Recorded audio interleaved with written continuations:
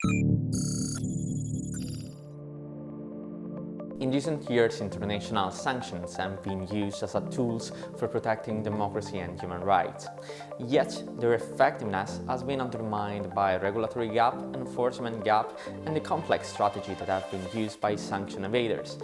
The KLEPTOTRACE tool produces research output and toolbox to improve the capability of European operator and national competent authority to address these issues. The first result was the mapping of all European companies that were connected to the individuals and the company that were sanctioned after the large-scale invasion of Ukraine.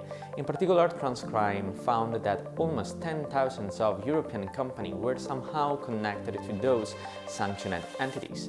And the country most exposed to that connection were Ukraine, UK, Germany and Cyprus, while the most exposed sector were the financial service activities, the real estate sector and wholesale trade.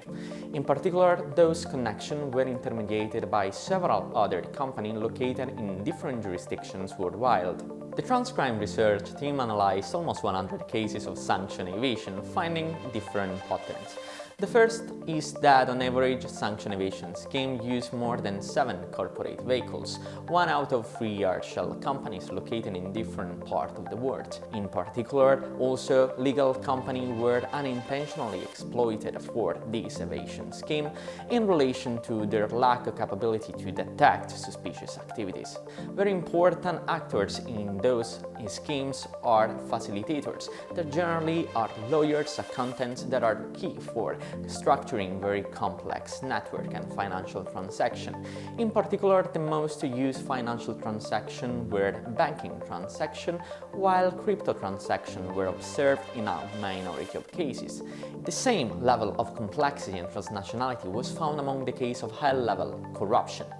In particular, on average, 5 jurisdictions were used, and in half of those cases, European member states were used as a satellite jurisdiction, meaning the place where companies were incorporated or assets were located, or the place where the perpetrators were coming from.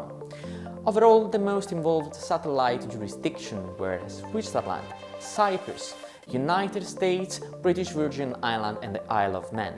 The research findings were then translated in a series of risk indicators that are now part of a toolbox that is in use by national competent authorities, and that allows the tracking of assets by sanctioned entities and cross-border investigation to unravel such level of complexity. If you want to discover more about the project and its research findings, you can visit the Transcrime or KLEPTOTRACE website.